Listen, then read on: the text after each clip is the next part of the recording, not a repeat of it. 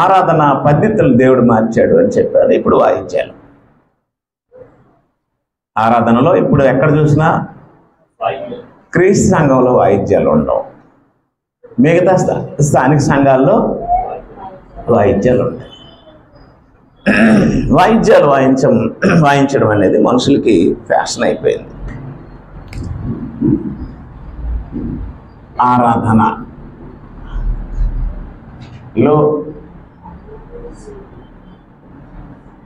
వాయిద్యాల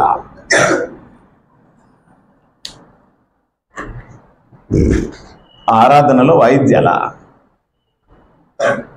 ఆరాధనలో వాయిద్యాల చూద్దాం. ఆరాధన అనేది ఆత్మకు చేసేది. ఆరాధన అనేది ఆత్మతో చేసేది. ఆత్మతో ఆరాధన చేయండి అని యేసుప్రభువు వారు చెప్పారు. ఆత్మని ఆరాధించడానికి మనం కూడుకున్నాం. యోహాను సువార్త 4:24 యేసుప్రభువు వారు దేవుడు ఆత్మ కనుక ఆయనను ఆరాధించేవారు ఆత్మతోనూ సత్యంతోనూ ఆరాధించండి అని చెప్పారు. కాబట్టి ఆరాధన ఆత్మ అయిన దేవునికి చేసేది. ఫిలిప్పీయులకు రాసిన పత్రిక 3వ అధ్యాయంలో ఆరాధన ఆత్మ వలన జరిగేది. 3:3 ఫిలిప్పీ పత్రిక. ఎందుకనగా శరీరమును ఆస్పదము చేసుకొనక దేవుని యొక్క ఆత్మ వలన ఆరాధించచ్చు అన్నాడు. ఆత్మ వలన జరిగేది ఆరాధన, ఆత్మకు జరిగేది ఆరాధన. పాయింట్ పెట్టారా? యేసుప్రభువు ఎవరిని ఆరాధించమన్నాడు? ఆత్మను ఆరాధించండి, తండ్రిని ఆరాధించండి, తండ్రి ఆత్మ అయి ఉన్నాడు అని చెప్పాడు. ఆత్మ శరీర సంబంధులకు జరిగేది కాదు, ఆత్మ శరీరధారులకు జరిగేది కాదు, ఆరాధన శరీరధారులకు జరిగేది కాదు, ఆరాధన శరీర సంబంధులకు జరిగేది కాదు, ఆరాధన విగ్రహాలకు జరిగేది కాదు, ఆరాధన నిర్జీవ వస్తువులకు జరిగేది కాదు, ఆరాధన ప్రాణముతో చలించు వాటికి జరిగేది కాదు. ఆరాధన ఆత్మకు జరిగేది. ఆత్మలే చెయ్యాలి ఆరాధన. మనం ఆత్మలము కనుక, మనల్ని సృష్టించిన వాడు పరమాత్మ కనుక, అట్టి పరమాత్మ అయినటువంటి దేవుడిని మనం ఆత్మతో ఆరాధించాలి అని మన ప్రభువు చెప్పాడు. మన ప్రభువు శరీరధారి, మన ప్రభువు శరీరధారి. శరీరధారిని ఆరాధించరు. మనము శరీరధారులమే. మనమును శరీరాన్ని ధరించుకొని ఉన్నాము. ఇప్పుడు శరీరము ఆత్మకు ధరింపజేయబడిన వస్త్రం.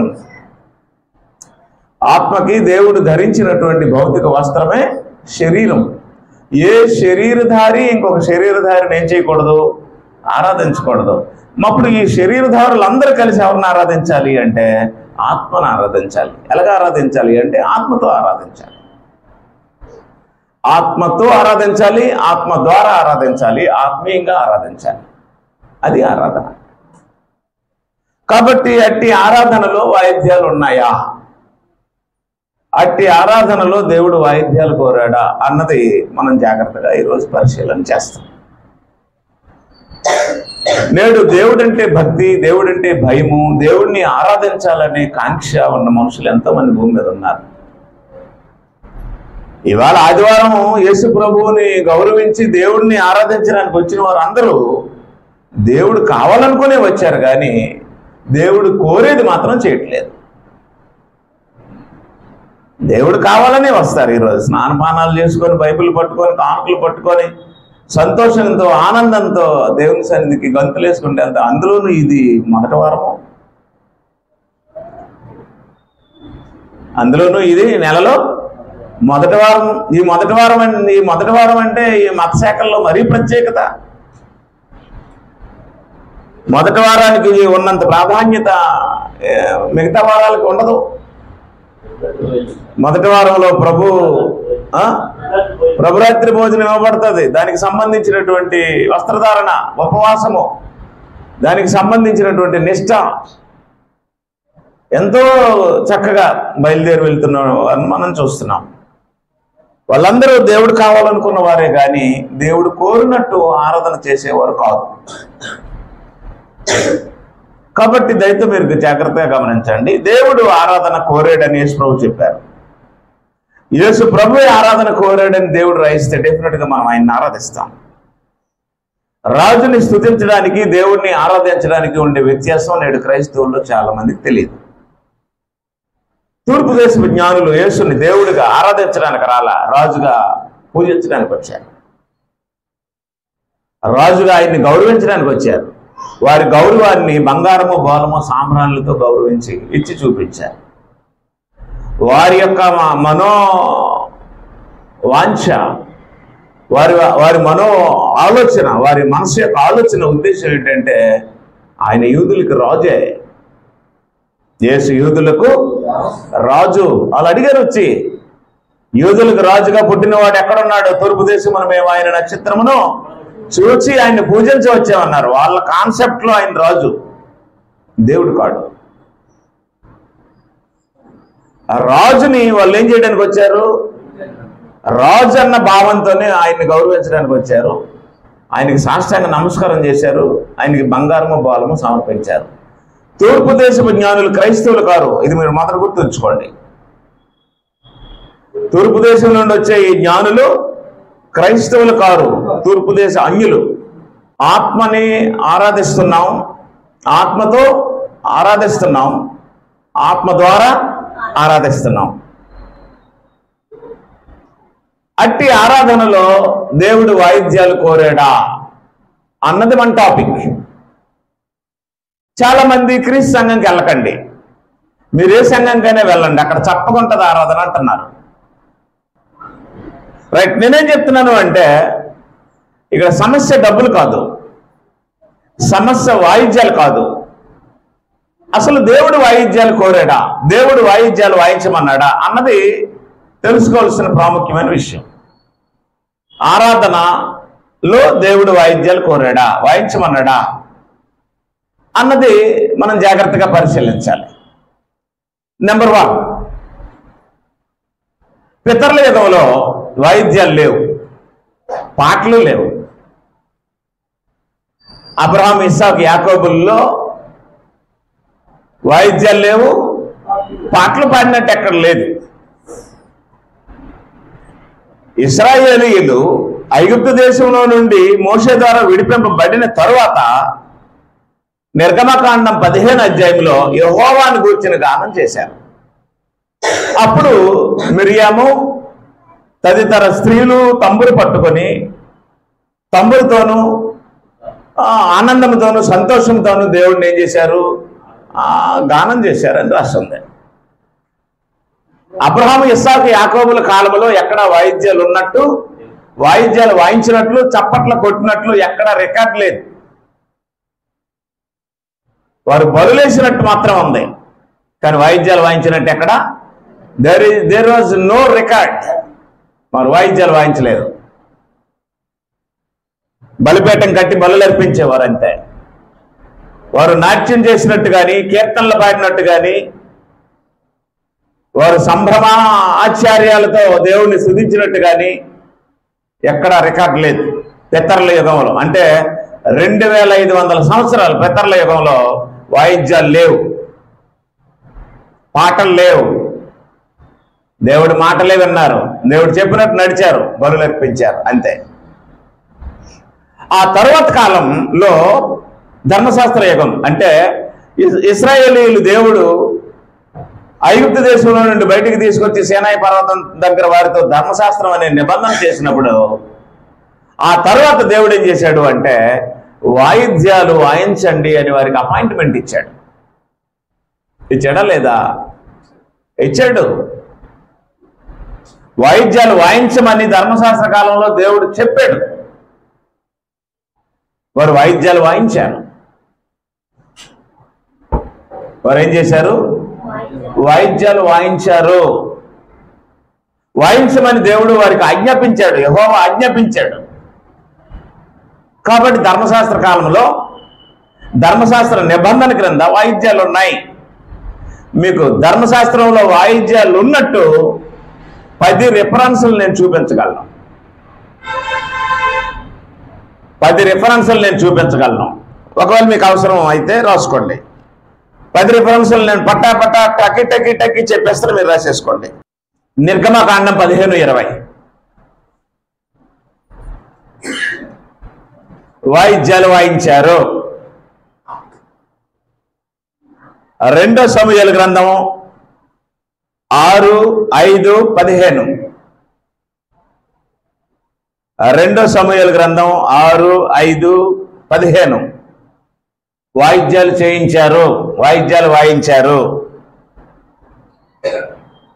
మొదటి దినవృత్తాంతాలు 15:16.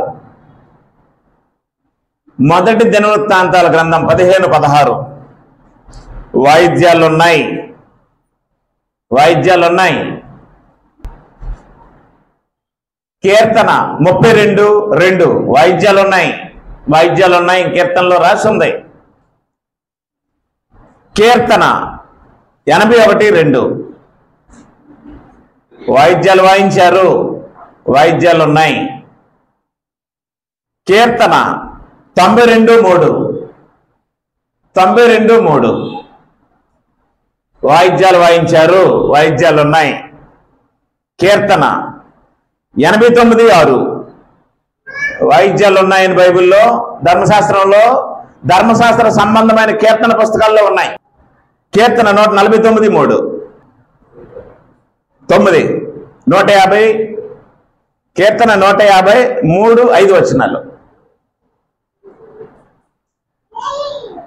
10 యెషయా 38:20 యెషయా గ్రంథము 38:20 ఈ 10 రిఫరెన్సులు ధర్మశాస్త్రంలో వాయిద్యాలు ఉన్నాయని తెలియజేసే రిఫరెన్సులు. ఈ 10 సంగతులు ధర్మశాస్త్రంలో వాయిద్యాలు ఉన్నాయని తెలియజేసే రిఫరెన్సులు. ఇవి వాయిద్యాలు ఉన్నాయి. ఎక్కడున్నాయి? ధర్మశాస్త్ర కాలంలో వాయిద్యాలు ఉన్నాయి. వాయిద్యాలు కావాలని దేవుడు చెప్పాడు. దావీదు, రాజులు, ప్రవక్తలు వాయిద్యాల గురించి ప్రస్తావించారు, వాయించారు. వాయిద్యాలు ఉన్నాయని ధర్మశాస్త్రం తెలియజేసింది. దాన్ని మనం తెలుసుకున్నాం. వాయిద్యాలు లేవు అని ఏ క్రీస్తు సంఘ సువార్తికుడు చెప్పడం. ఉన్నాయి. అయితే ఎవరికి ఉన్నాయి? యూదులకు ఉన్నాయి. యూదులకు ఉన్నాయి. యూదుల్లో రాజు అయినటువంటి దావీదు చేయించిన వారికి అప్పచెప్పాడు. ఉన్నాయి. వాయిద్యాలు ఉన్నాయి. ఉన్నాయని బైబిల్ చెప్పింది. వారు వాయించారు. వాయిద్యాలతో పాటు చప్పట్లు కూడా ఉన్నాయి వాళ్ళకి, బలులు కూడా ఉన్నాయి వాళ్ళకి. అబ్రహాం అండి, ఈ పితరుల యుగానికి సంబంధించి 2500 సంవత్సరాలు వాయిద్యాలు లేవు. అప్పుడు మోషే నుండి ధర్మశాస్త్ర కాలం 1500 సంవత్సరాలు ఉన్నాయి. వాయిద్యాలు ఉన్నాయి. మోషే కానీ, దావీదు కానీ, యెషయా కానీ, ఇప్పుడు మనం చెప్పిన వీళ్ళందరూ ధర్మశాస్త్ర కాలానికి సంబంధించిన వాళ్ళు.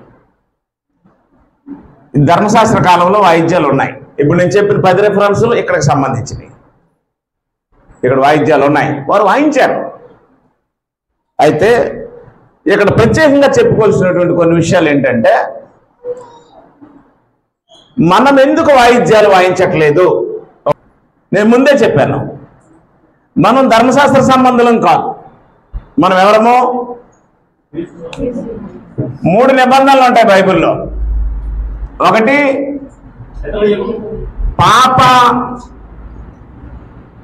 మరణముల నిబంధన, 2 ధర్మశాస్త్ర నిబంధన, 3 క్రొత్త నిబంధన. 3 క్రొత్త నిబంధన. క్రొత్త నిబంధన ఎవరి రక్తంతో చేయబడిందో మనకు తెలుసు. క్రీస్తు రక్తంతో క్రొత్త నిబంధన చేయబడింది. ఓకేనా? ఈ పాప మరణముల నియమము ఆదాము నుండి ప్రారంభమైంది. ఈ ధర్మశాస్త్రం ఏమో మోషేతో ఆరంభమైంది ఇశ్రాయేలీయులకి. క్రొత్త నిబంధన ఏమో క్రీస్తు రక్తంతో ప్రారంభమై ఆ రక్తంతో కొనబడినటువంటి ప్రజలే సంఘం అన్నమాట. ఇప్పుడు క్రీస్తు సంఘము అంటే ఏ నియమానికి సంబంధించిన వారు? క్రొత్త నిబంధనకి ఆత్మకు జీవమునిచ్చిన నియమానికి సంబంధించిన వారు క్రీస్తు సంఘ సభ్యులు. కాబట్టి ఇప్పుడు మన రాజు ఎవరు? అదనమాట. ఇప్పుడు యూదులు రాజు ఎవరు? దావీదు. యూదుల నాయకుడు మోషే, యూదులకు ప్రవక్త మోషే. కానీ యూదులకు రాజు ఎవరు? దావీదు. మన రాజు ఎవరు? మన రాజు క్రీస్తు. వాటి అర్థం లేదా? సర్వజనులారా చప్పట్లు కొట్టండి అని కానీ, వాయిద్యాలు చేయించి లేవీలకు ఇచ్చి కానీ మీరు వాయించండి అని చెప్పింది ఎవరు? క్రీస్తు కాడు. ఎవరు? వాయిద్యాలు చేయించి వాయించండి అని వారికి ఇచ్చింది మన క్రీస్తా? వారి దావీదా? వాళ్ళ దావీదు మాట ఎవరు వినాలి? వాళ్ళు వినాలి. మన క్రీస్తు మాట ఎవరు వినాలి? క్రిస్టియన్స్ వినాలి. క్రీస్తు క్రైస్తవులకు రాజు కానీ యూదులకు రాజు కాడు. పాయింట్ అర్థం లేదా? అంటే కారణాలు చెప్తున్నాను. వాయిద్యాలు ఎందుకు వాయించకూడదు అనే దానికి సంబంధించి కారణాలు చెప్తున్నాను. నెంబర్ 1, వాయిద్యాలకు సంబంధించిన కమాండ్ మన రాజు ఇవ్వలేదు. మీ రాజు క్రీస్తు అయితే మీ క్రీస్తు రాజు మీకు వాయిద్యాలు వాయించినట్టు కానీ, వాయిద్యాలు వాయించండి అని కానీ చెప్పినట్టు కానీ, ఆయన చప్పట్లు కొట్టినట్టు కానీ, ఆయన శిష్యులు ఎక్కడైనా వాయిద్యాలు వాయించినట్టు కానీ చప్పట్లు కొట్టినట్టు కానీ బైబిల్లో రికార్డ్ లేదు. క్రొత్త నిబంధనలో రికార్డ్ లేదు. క్రైస్తవులకు వాయిద్యాలు లేవు. క్రీస్తు సంఘానికి వాయిద్యాలు లేకపోవడానికి కారణం ఆ సంఘాన్ని తన రక్తంతో కట్టిన ఆ సంఘం యొక్క శిరస్సు అయినటువంటి క్రీస్తు వాయిద్యాలు వాయించమని ఆజ్ఞాపించలేదు. మరేం చేశాడు అంటే ఆత్మతోనూ ఆరాధించండి అని చెప్పాడు. ఆత్మ కాబట్టి ఆత్మతో ఆరాధించండి, ఆత్మ ద్వారా ఆరాధించండి అని చెప్పాడు. కారణం నెంబర్ 1 చెప్పాను నేను. రీజన్ నెంబర్ 1 చెప్పాను మీకు. 1, మన రాజు ఎవరు? క్రీస్తు చెప్పలేదు మీరు వాయిద్యాలు వాయించండి అని. మన రాజు మనకి రాజుగా ఆయన వాయించలేదు, రాజుగా ఆయన చప్పట్లు కొట్టలేదు. ఆయన శిష్యులు ఎవరు? అపోస్తలులు కూడా ఎక్కడ వాయించినట్టు రికార్డ్ లేదు. క్రొత్త నిబంధన క్రిందకు వచ్చిన వారే క్రైస్తవులు. ఈ క్రొత్త నిబంధన చేయడానికి వచ్చిన వాడే క్రీస్తు. క్రొత్త నిబంధన చేయడానికి ఆయన రక్తం కార్చిన వాడే క్రీస్తు. క్రొత్త నిబంధన ప్రకారము సంఘానికి శిరస్సుగా నియమింపబడిన వాడే క్రీస్తు. కాబట్టి ఆ క్రీస్తు క్రైస్తవుల యొక్క రాజు. దావీదు క్రైస్తవుల రాజు కాడు. దావీదు మాట క్రైస్తవులు వినవలసిన అవసరము లేదు. అఫ్ కోర్స్ క్రీస్తు దావీదు కుమారుడు అని పిలువబడినా సరే క్రీస్తునే దావీదు నా ప్రభు అన్నాడు. క్రీస్తు దావీదు కుమారుడు అని పిలువబడిన దావీదు ఏమన్నాడు అంటే నా ప్రభు అన్నాడు క్రీస్తుని. కనుక దయతో మీరు గమనించవలసిన విషయం ఏంటంటే వాయిద్యాలు వాయించమని క్రైస్తవులకు ఎక్కడ రికార్డు లేదు. క్రొత్త నిబంధన ప్రకారమే క్రైస్తవులు తయారవుతారు. క్రీస్తు రక్తంతోనే క్రైస్తవులు తయారవుతారు. క్రీస్తు రక్తం వల్లే క్రీస్తు సంఘం తయారైంది, కట్టబడింది. అలాగ తన రక్తాన్ని సంఘం కోసం దారబోసినటువంటి యేసుక్రీస్తు తాను వాయిద్యాలు వాయించినట్టు కానీ చప్పట్లు కొట్టినట్టు కానీ, తనను అనుసరించిన క్రైస్తవులు కూడా వాయిద్యాలు వాయించాలని కానీ చప్పట్లు కొట్టాలని కానీ బైబిల్లో ఎక్కడ రికార్డు లేదు, రాయలేదు. అది గుర్తుంచుకోండి మొదటగా. మీరు ఏంటక్క మీ చర్చిలో కనీసం చప్పట్లు కూడా కొట్టరు, ఏంటి బాబా మీ చర్చిలో ఆరాధన చప్పగా ఉంటది అని మీతో వచ్చినటువంటి కొత్తలు ఎవరైనా మిమ్మల్ని అడిగారు అనుకోండి, మీరు ఒకటే మాట చెప్పాలి. ఏమని? అరే తమ్ముడు, మా రాజు మాకు అలాగ చేయమని చెప్పలేదు. ఆయన చెప్తే మేము చేస్తాం. మరి బైబిల్లో ఉంది కదంటే, బైబిల్లో లేదని మేము అలా ఉంది. కానీ ఎవరు రాజు చెప్పాడు? యూదులు రాజు చెప్పాడు. ఎవరికి చెప్పాడు? యూదులకు చెప్పాడు. కాబట్టి యూదులు ఏం చేశారు? వాయిద్యాలు వాయించారు, చప్పట్లు కొట్టారు. ఇదిగో బైబిల్లోనే ఉంది. మరి బైబిల్లో నుండి మీరు చేయాలంటే, బైబిల్లో ఉన్నదంతా మేము చెయ్యాలని మా రాజు మాకు చెప్పలేదు. ఎవరైనా సంఘానికి శిరస్సు అయిన ఆయన ఎవరు? మీ రాజు చెప్పాడా మీకు? మీ ప్రభు మీకు చెప్పాడా? మీ ప్రభు మీకు చెప్తే మీరు చేయండి. ఎవరు ప్రభువు మీకు చెప్తే మీరు వాయించవలసిన అవసరమో లేదు. లక్షల రూపాయలు ఖర్చు పెట్టవలసిన అవసరం లేదు. వాళ్ళ ప్రభు అయిన దావీదు వారికి చెప్పినప్పుడు వారు చేశారు, అది చెయ్యాలి కూడా. కాబట్టి దావీదు మన రాజు కాడు, దావీదు మన ప్రభువు కాడు. దావీదు చెప్పినటువంటి ఆజ్ఞలు పాటించవలసిన అవసరం క్రైస్తవులకి లేదు. క్రీస్తు చెప్పిన ఆజ్ఞలు మాత్రమే క్రైస్తవులు పాటించాలి. ఎందుకంటే క్రైస్తవులకు రాజు క్రీస్తు. చెప్పాడు, మీరు సిలువ వేసిన ఈ యేసునే దేవుడు క్రీస్తుగాను ప్రభువుగాను నియమించి. మన ప్రభువు క్రీస్తు. క్రీస్తు చెప్తే మనం చెయ్యాలి. అనా చెప్పండి చెప్పండి. మనం దావీదు రూలింగ్ లో ఉన్నామా? క్రీస్తు రూలింగ్ లో ఉన్నామా? క్రీస్తు రూలింగ్ లో వాయిద్యాలు లేవు. క్రీస్తు రూలింగ్ లో చప్పట్లు లేవు. క్రీస్తే వాయిద్యాలు వాయించలేదు, క్రీస్తే చప్పట్లు కొట్టలేదు. అంటే ఒక క్రీస్తు ప్రభుత్వంలో ఉండాలనుకునే వ్యక్తి మరొక రాజు చెప్పినటువంటి పద్ధతులు ఎక్కడ పాటిస్తున్నాడు అనమాట. వాయిద్యాలు వాయిస్తే పాయింట్ అర్థం లేదా? ఇవాళ ఎవరైనా వాయిద్యాలు వాయించి మేము క్రైస్తవులు అని అంటే, నో, మీరు క్రైస్తవులు కారు. ఎందుకు కారు అంటే, మీరు వాయిద్యాలు వాయిస్తున్నారంటే మీ ప్రభు దావీదు అయి ఉంటాడు, మీ ప్రభు క్రీస్తు అయి ఉంటాడు కదా. మీకు అర్థం అట్లా? మీ ప్రభువు దావీదు అయితేనే మీరు వాయిద్యాలు వాయిస్తారు. ఎందుకంటే వాయిద్యాలు వాయించమని నియమించింది ఆయన. సర్వజనులారా చప్పట్లు కొట్టండి అని చెప్పింది ఆయన ప్రభుత్వంలో. వాయిద్యాలు చేయించి లేవీలకు ఇచ్చిన వాడు ఆయన. మా ప్రభు ఎక్కడ అలాగా వాయించలేదు, వాయించమని చెప్పలేదు, నాట్యం ఆడమని చెప్పలేదు. ఈరోజు చాలా మంది దావీదులాగా నాట్యము చేసి తండ్రిని స్తుతిద్దాం అంటున్నారు కదా. మా ప్రభు నాట్యం ఆడేవాడు కాదు. యూదుల ప్రభు అయిన దావీదు, యూదుల రాజు అయిన దావీదు నాట్యం ఆడాడు మందసాన్ని తీసుకొచ్చినప్పుడు. కాబట్టి ఇప్పుడు నేను నాట్యం ఆడను. ఇవాళ అనేక మందికి స్టేజ్ల మీద నాట్యం ఆడేవారికి అర్థం కాని విషయం ఏంటంటే, ఆ మాదిరి మన ప్రభు అయిన క్రీస్తు కాదు. మన ప్రభు అయిన క్రీస్తు నాట్యం ఆడేవాడు కాడు. ఆయన ఎలాంటి వాడు అంటే, ఆయన అరవడు, కేకల వేయుడు, తన కంఠస్వరమును వీధుల్లో వినబడనీయుడు, మకమకలాడు జనపనార వత్తిని ఆర్పడం. ఆయన ఎలాంటి వాడు అంటే దీనుడు, సాత్వికుడు. దీనుడు, ఆయన చెప్పాడు, నేను దీనుడను సాత్వికుడను, నా కాడెత్తుకోండి. ధర్మశాస్త్రం అనే కాడు వద్దనేసాడు. అది మోయలేని కాడి, ఇది మోయదగిన కాడి అన్నాడు. అర్థం ఉందా? వాయిద్యాలు వాయించినట్టు కానీ, వాయించండి అని చెప్పినట్టు కానీ మన ప్రభు ఎక్కడ ఆజ్ఞాపించినట్లేదు.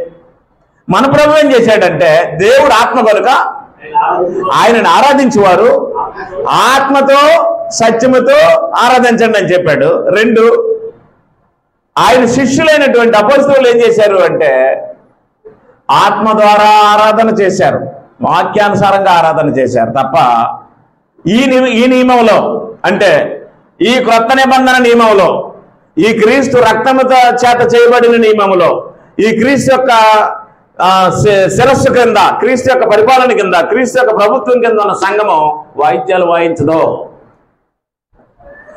ఇప్పుడు వాయిద్యాలు వాయించే వారికి అర్థం అవ్వాల్సిన విషయం ఏంటి అంటే, మీరు ఏ ప్రభుత్వం కింద నుండి వాయిస్తున్నారు అనేది అర్థం అవ్వాలి. అండ్ ఇంకా వాయిద్యాలు వాయిస్తున్నారంటే వాళ్ళ ప్రభు ఎవరో వాళ్ళకి తెలియదు. They don't know who is they lord. పేతురు రాసిన మొదటి పత్రిక 3వ అధ్యాయము 15వ వచనంలో ఇలా రాస్తుంది. మొదటి పేతురు పత్రిక 3:15లో నిర్మలమైన మనస్సాక్షి గలవారై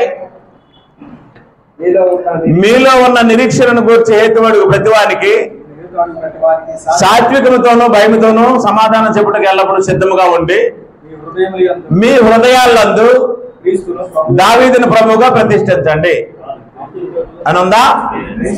ఉందా? ఎవరిని ప్రభువుగా ప్రతిష్ఠించాలి? నీ హృదయంలో ప్రభువు క్రీస్తు అయితే నువ్వు దావీదు ఆజ్ఞలు ఆచరించవలసిన అవసరం లేదు. నువ్వు దావీదు ఆజ్ఞలను అనుసరించి క్రీస్తుని ప్రభు అని చెప్పుకుంటున్నావు అంటే నీకు బైబిల్ అర్థం అవ్వలేదు. మీకు పాయింట్ అర్థమైంది? నీ హృదయంలో ప్రతిష్ఠించుకోవలసిన ప్రభు క్రీస్తు అయితే నువ్వు ఈరోజు వాయిద్యాలు వాయిస్తున్నావు అంటే నీకు ఇద్దరు ప్రభువులు ఉండరు.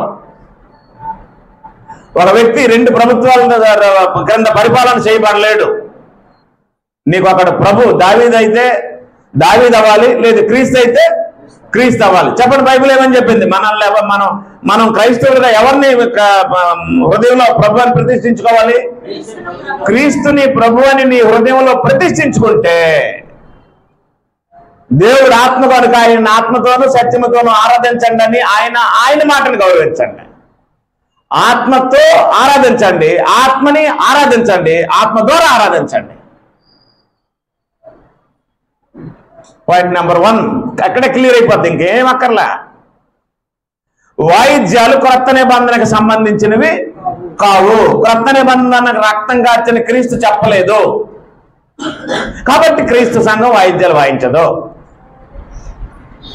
క్రీస్తు సంఘం వాయిద్యాలు వాయించదంటే మనుషులకు ఎలాగర్థమైందంటే ఇదొక మతశాఖల్లో ఇదొక మతశాఖ కొత్తగా వచ్చింది. ఎప్పటి నుంచో ఉన్న సంఘాలు వాయిస్తున్నాయి. ఎప్పటి నుంచో సంఘాలు లేవు, మధ్యలో వచ్చాయి సంఘాలు. ఎప్పటి నుంచో ఉన్న సంఘం ఏ సంఘం? క్రీస్తు స్వరక్తం ఇచ్చి సంపాదించిన తన సంఘం. అది బైబిల్లోనే ఉంది. క్రీస్తు సంఘం ఇవాళ సాల్మన్ రాజు స్థాపించింది కాదు. క్రీస్తు సంఘం స్థాపకుడు క్రీస్తు అని చెప్పాడు. ఈ బండ మీద మత్తయి సువార్త 16:18 ఆయన చెప్పాడు, ఈ బండ మీద నా సంఘమును కట్టుదును అన్నాడు. ఆ సంఘం కొరకు పనిచేస్తున్న పనుడు సాల్మన్ రాజు. ఆ సంఘానికి ఓనర్ కాదు సాల్మన్ రాజు. ఆ సంఘానికి రక్తం కార్చలేదు సాల్మన్ రాజు. ఆ సంఘానికి పునాది కాదు సాల్మన్ రాజు. ఆ సంఘంలో ఒక పనుడు సాల్మన్ రాజు.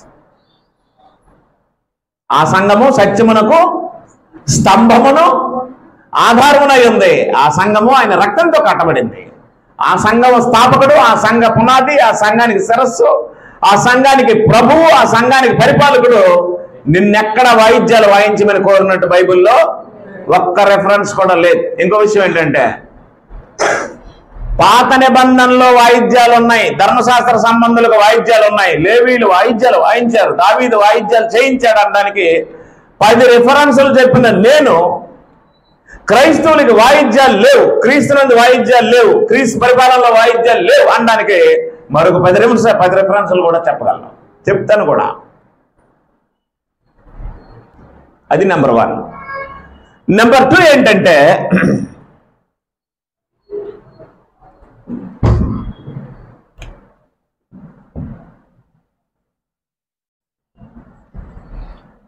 వాయిద్యాలు ఎక్కడి నుండి వచ్చాయి?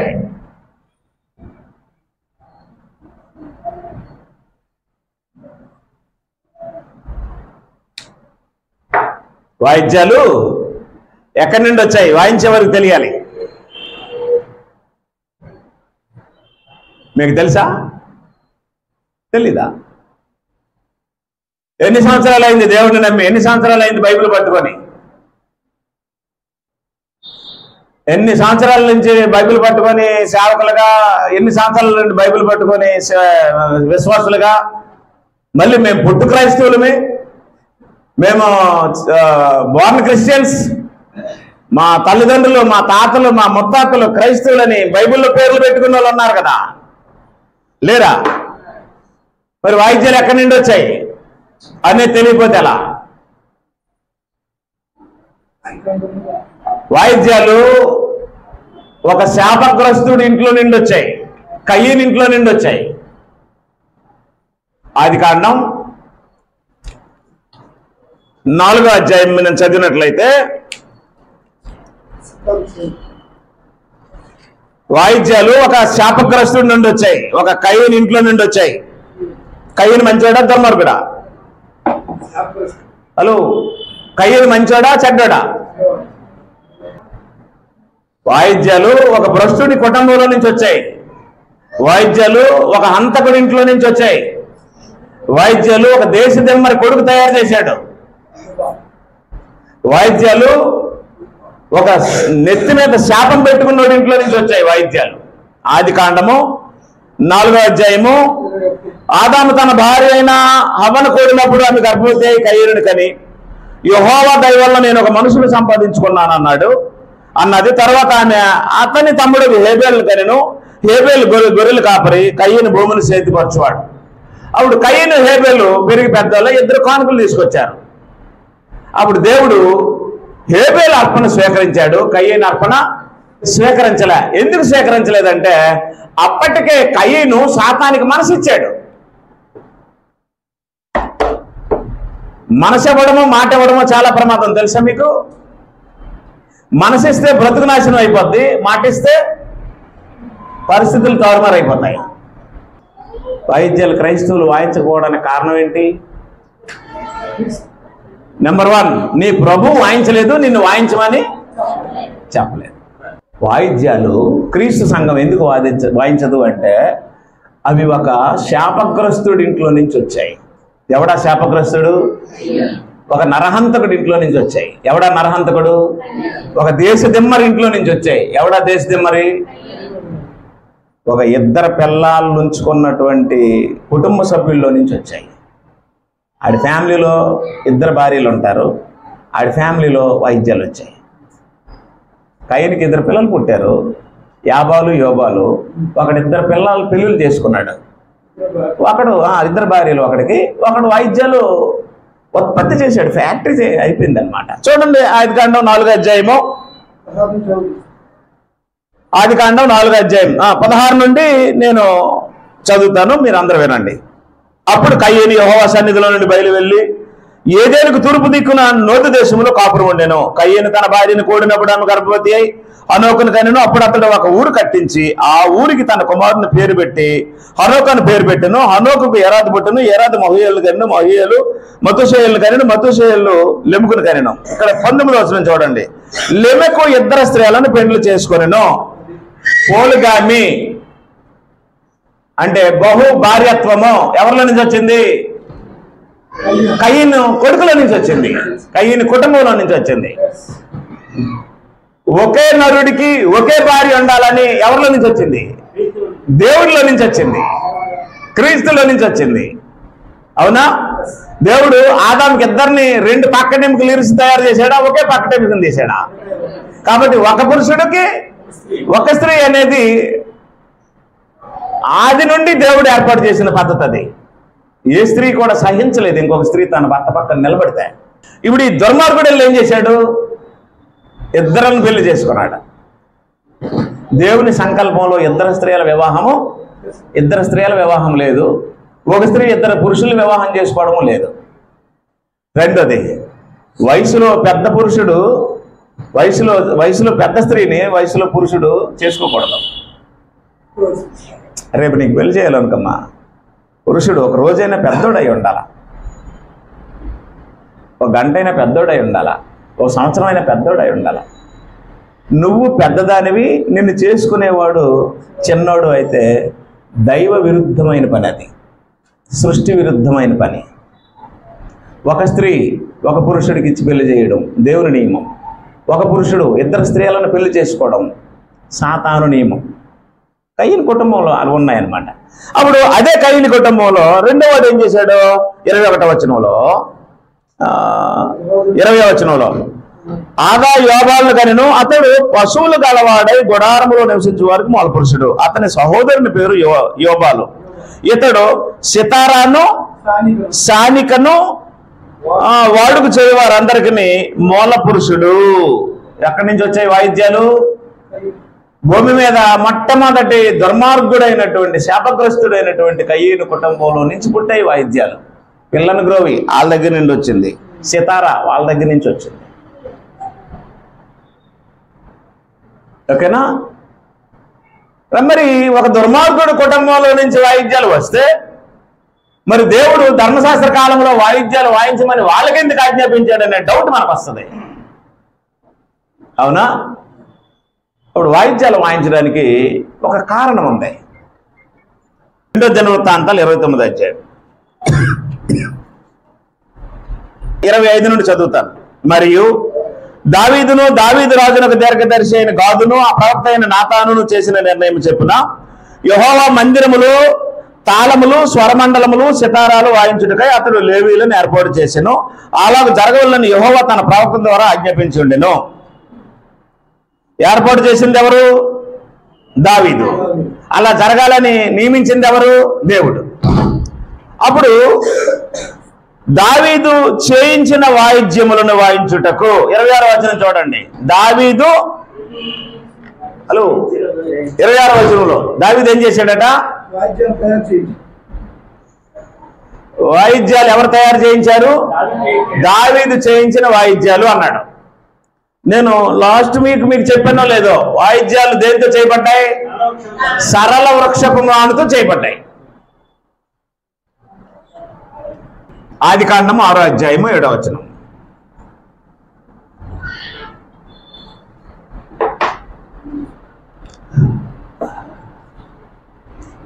ఆదికాండం 6వ అధ్యాయం 14 చదువుదాం.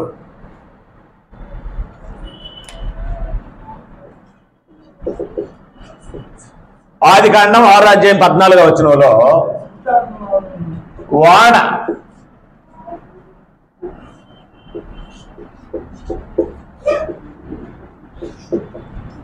చితిసారకపు కర్రతో చేశారని, నిర్గమకాండం 25:10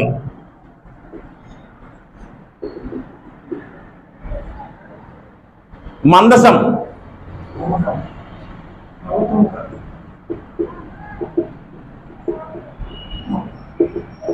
తుమ్మకర్రతో చేశారని,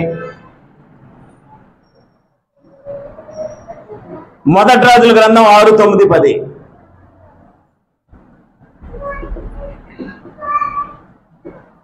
దేవాలయం దేవదారు కర్రతో చేసినట్లు 2వ సమూయేలు గ్రంథం 6వ అధ్యాయం 5వ వచనం. వాయిద్యాలు సరళ వృక్ష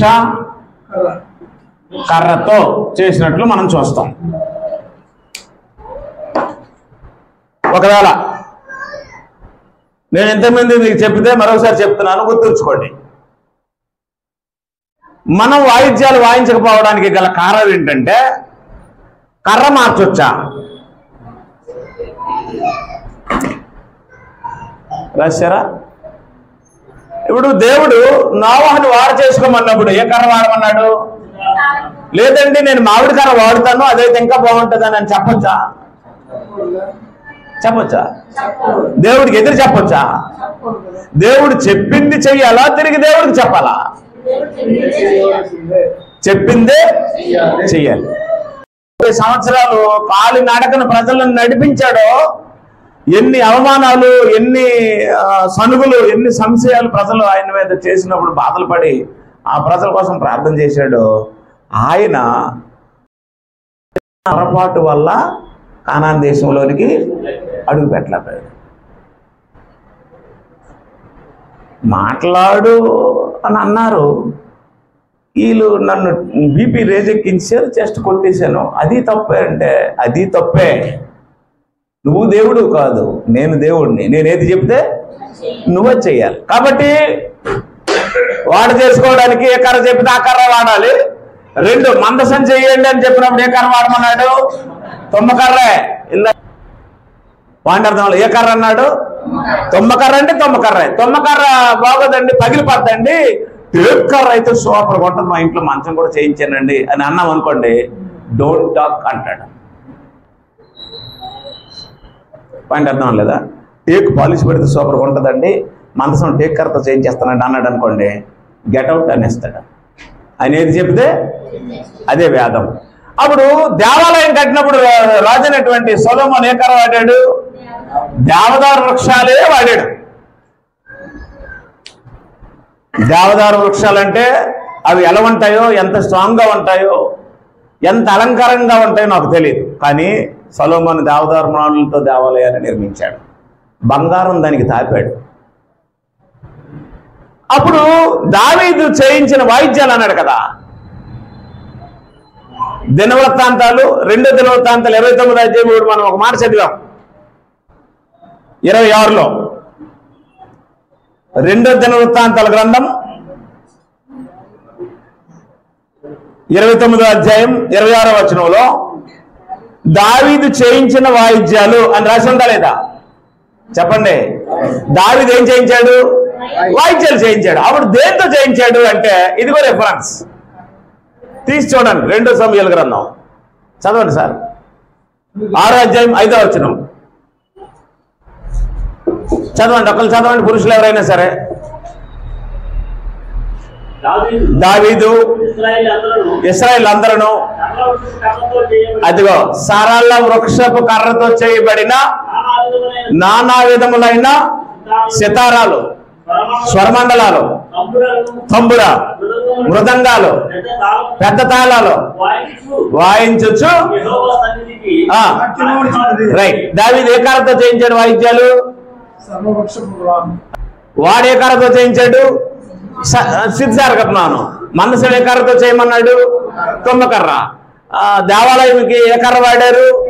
దేవదారు. ఇప్పుడు దావీదు వాయిద్యాలు ఏ కర్రతో చేయించాడు?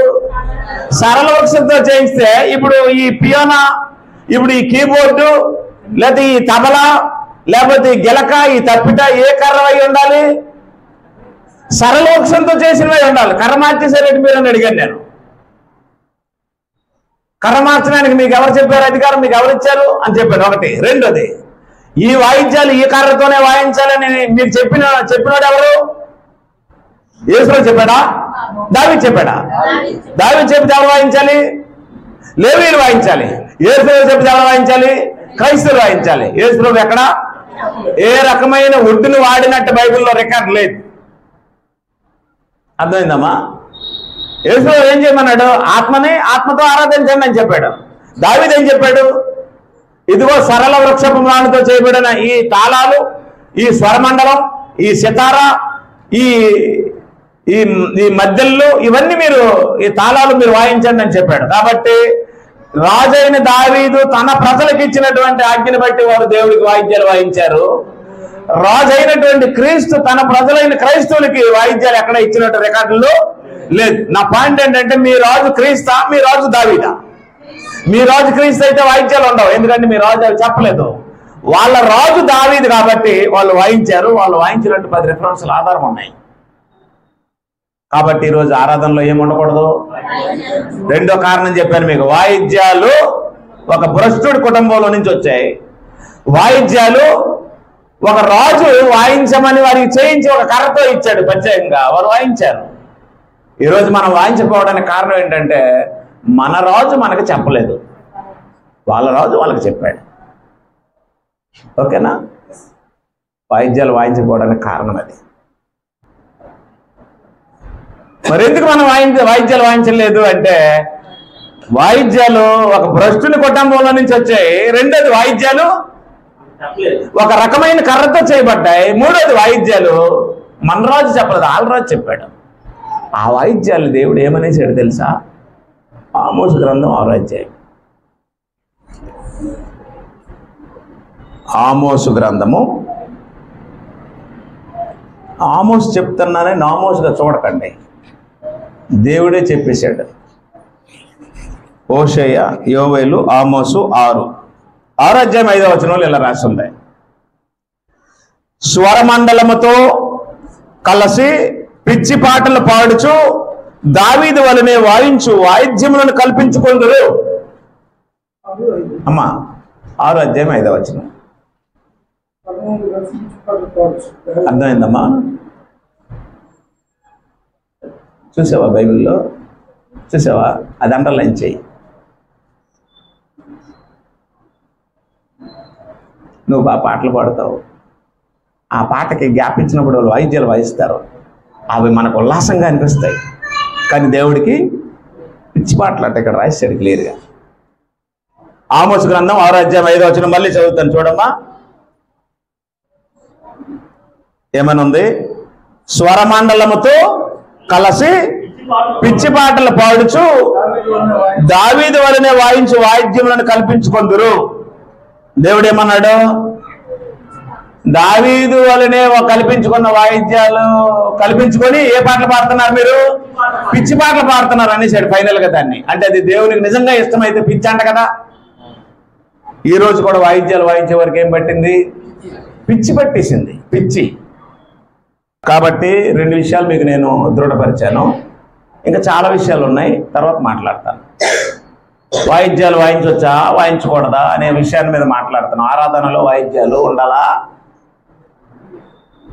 మీ రాజు దావీదా, మీ రాజు క్రీస్తా? వాళ్ళ రాజు దావీదు, ఆయన చెప్పాడు, వాళ్ళు చేశారు. దేవుడు తీసేశాడు అవన్నీ. ఒక శాపగ్రస్తుడి ఇంట్లో నుంచి వచ్చాయి వాయిద్యాలు. వాయిద్యము అనగానే వెంటనే గుర్తు రావాలి కయ్యరు సంతానం. వాయిద్యం అనగానే పిచ్చి పాటలు గుర్తు రావాలి. మీకు డబ్బులు ఉన్నాయని ఏవి పడితే కొనేసి వాయిద్యం చేసుకోవడం దేవుడికి ఇష్టమైన పనులు కావు. దేవుడు అక్కర్లేదు అనేసాడు. ఆయనే చెప్పాడు, ఆత్మతోనూ సత్యముతోనూ ఆరాధించే ప్రజలను తయారు చేయి అని క్రీస్తుని పంపిస్తే క్రీస్తు వచ్చాడు. దేవుడు ఆత్మ కనుక ఆయన ఆరాధించేవారు ఎలాగ ఆరాధించాలి? ఆత్మతో ఆరాధించాలి. ఆయన ఆత్మ ఉన్నాడు. ఆత్మని ఆత్మతో ఆరాధించాలి, ఆత్మ ద్వారా ఆరాధించాలి. ఆత్మతో పాడాలి, మనసుతో పాడాలి. ఓకేనా? నెక్స్ట్ వీక్ 10 రెఫరెన్స్లు చెప్తాను మీ అందరికీ. వాళ్ళు